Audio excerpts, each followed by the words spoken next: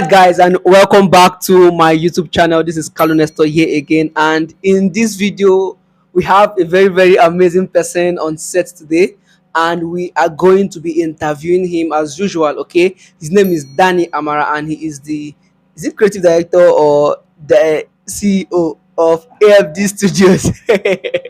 Okay, so he's live with us here. I came personally to visit him as the boss that he is. Okay, and he's going to be sharing a lot of insight. So I want every one of you to sit back and relax and watch this video from beginning down to the end, because I'm sure you are going to learn a lot from this video, a whole lot. Okay, Sani Amara, we are so grateful to have you on set here, and we know that you are the creative director of AMD Studios. Okay, and there's one I like about you. Like there's this energy that he has, guys. Then he has energy. I know he's trying to be humble here, but this guy has energy. That was the first thing I noticed when I met him for the first time. I saw him through a video. Like that video was filled with energy. He was advertising a particular conference like that. It was so amazing. So we have him on set here. So we really want to know what exactly inspired you to start up AMD Design Academy. What exactly inspired you to start up your design academy? All right, thank you very much. It's good to be here, guys. Really, but let me start with the introduction again. My name is Danny Amara, and I'm the founder of the AMD Studios, and in the AMD Studios we have the AMD Studios Design Academy and the AMD Studios Design Agency. For now, I'm the vice chancellor of the academy. Wow, that's great. And also, I am the CTO, Chief Technical Officer of the AMD Studios Design Agency. These are basically the two sub sets in the main AMD Studios. Yes.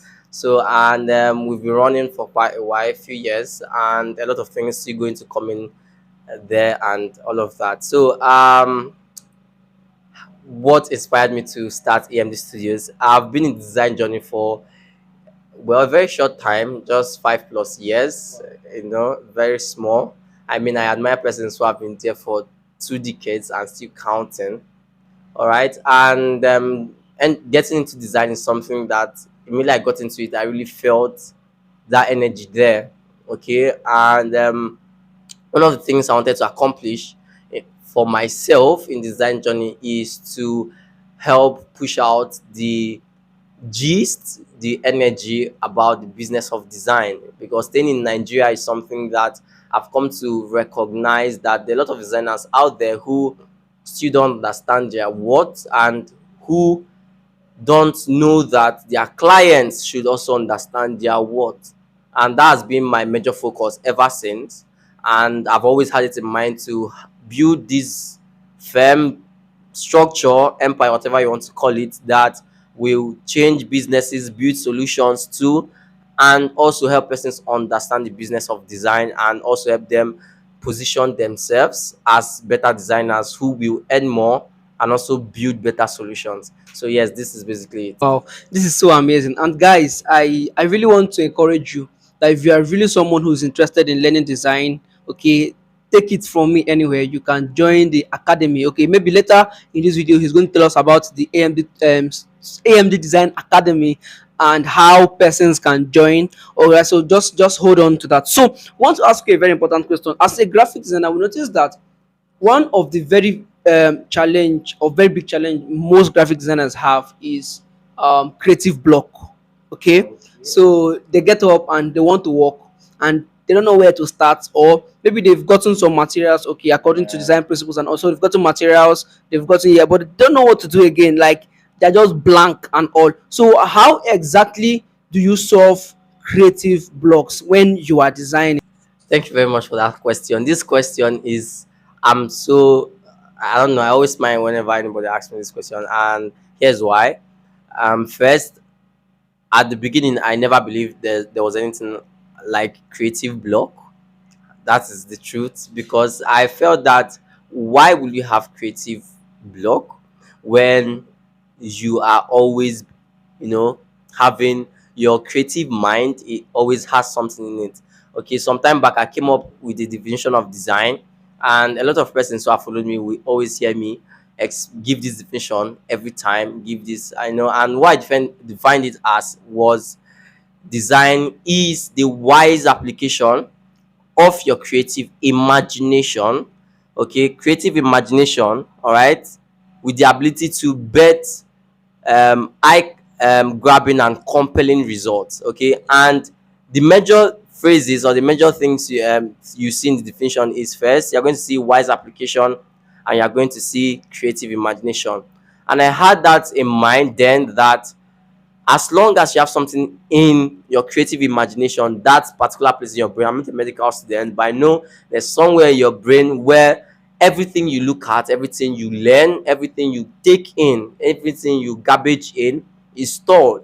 And the only way, just like it is in computer system, that there's an input place and there's a processing and storage unit, right? Even before it is processed, there's where you store it in, and at every given point in time when you will need something, you need to design, you need to come up with an idea, you process from your storage room, and that is where you give out the beauty or the compelling results you give out to your clients or to yourself or to whoever it is. And that is how it has always been for me, until I at that point I hosted a series of webinars and spaces, and I brought persons to speak. And one of the questions I always ask them is this particular question: do you think there's anything like creative block, and why do you think there's something like that? And also, how, if you think there is, how do you think they should battle it? All right, how do you think creative should battle creative block?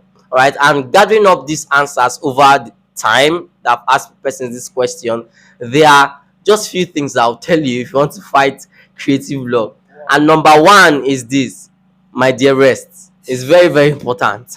It's very important that you rest. There is definitely something like creative block, all right. And one of the things that, the major cause, or one of the causes of creative block, is you are trying to overwork yourself, you're trying to overthink, you're overstressing your brain. I mean, the brain muscles need to rest too. Even as a designer, I know you want to you want to deliver that job, all right, before the deadline hits. You have to deliver whatever you want to deliver, but the brain muscles need to rest too. Your thinking, your creative imagination box needs to rest too. So when you realize that there's nothing flowing through again, nothing's coming out, nothing's going in, my guy, rest, just rest. Take a nap, a little nap, even if it's 1 hour, 1 hour, 2 hours. Just rest and try to be eating. Now, a creative doesn't mean that you should not be feeding your stomach.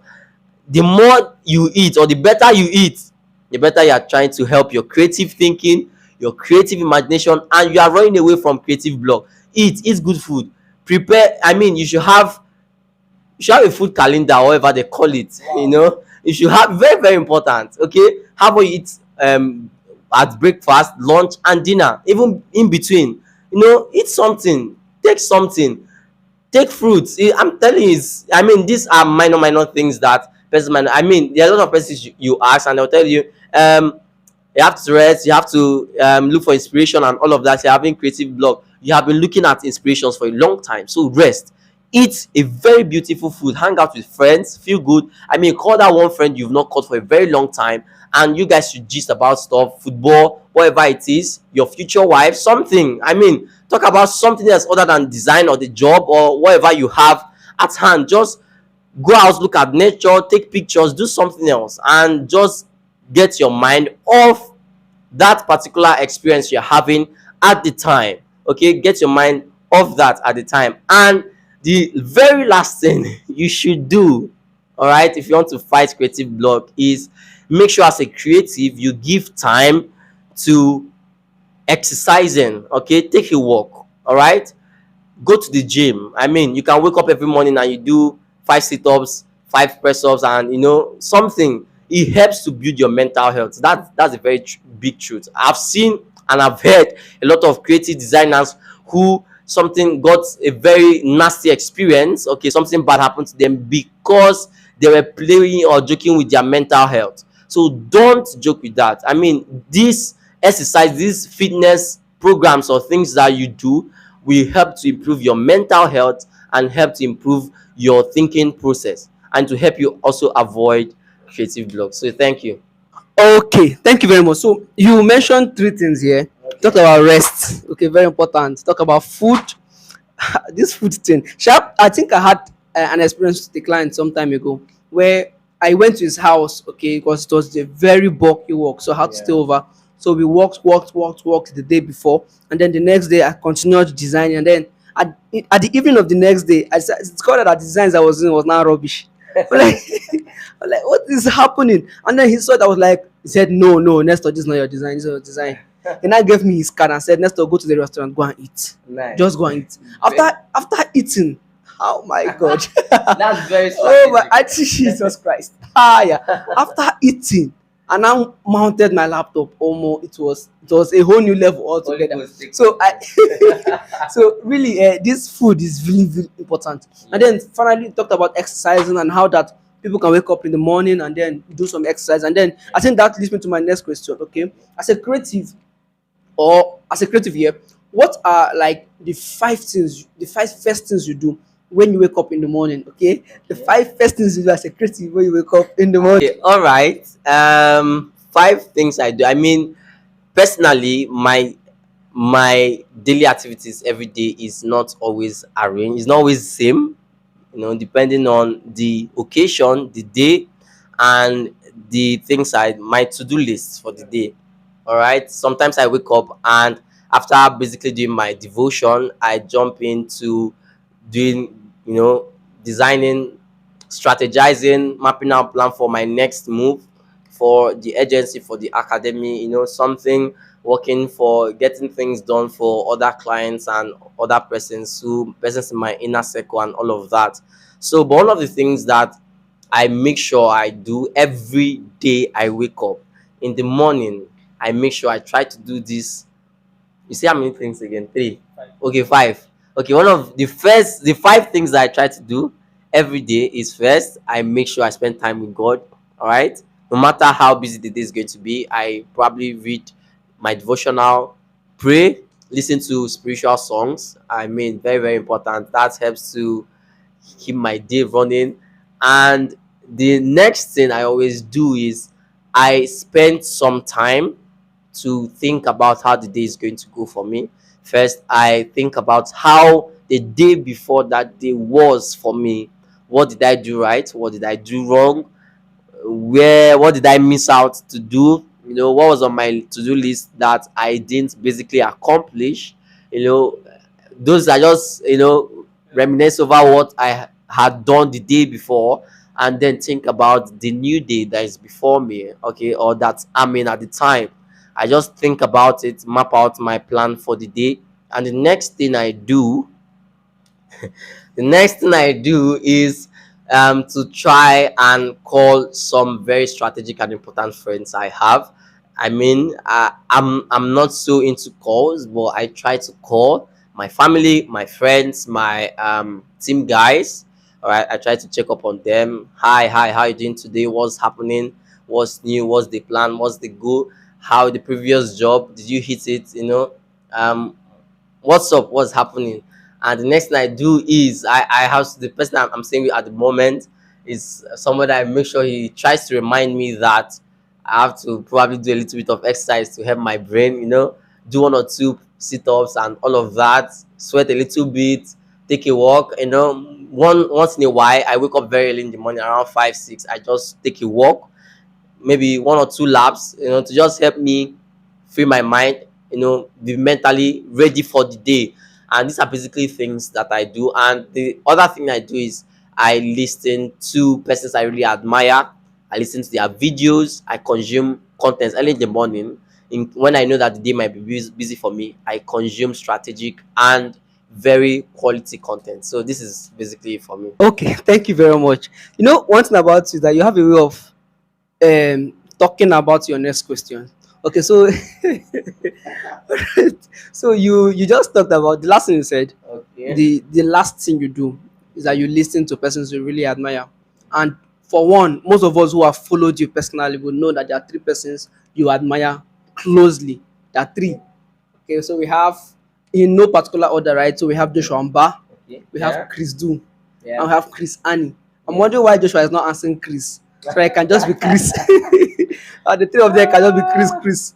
But then now The question is between Okay. Okay. so if you are offered a Okay. 10 million naira Okay. now or a 1 week private mentorship with any of these three persons.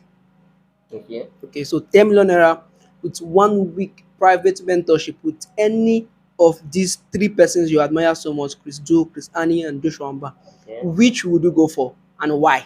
Okay. Okay. So I've really come to admire these three guys. I mean, from when I started out, Joshua Mba was there, followed up, gave me access to Chris Honey, and recently I just met him. It was an awesome experience with him. And then Chris Do, who I've been following for a long time, had this one time I hosted him on Twitter Spaces. He came and spoke to us about um psychology of pricing strategic session. But for your question, 100 million, do you say 100 million naira? 10 million naira, Yes. not dollars. Naira, yes. 10 million naira Yes. or a 1 week mentorship Mentorship. with these three guys.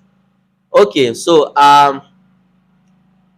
the money is not so big.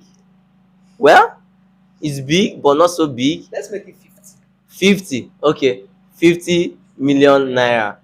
What is $10,000 in naira? Can we get that? I don't know. $10,000 in naira. What's the rate? I think the rate should be about 600 and something naira. Let's just do 680. Let's just do 680. Okay, so 10,000 times 680. that's around 600 and 68 million or okay, yes, 6.8. 68 million. No, 6.8 million. 6.8. All right. So, guys, I'm gonna leave you with this same question. What would have been your answer and why? But then, if you want to know what exactly Daniel Amara answered in this video, then do well to subscribe to our YouTube channel and click on the notification bell so that you'll be notified when the second part of this video comes on board. Please don't forget to like and share our video so that more of your friends can also get to learn what we are learning in this channel. See you in our next video.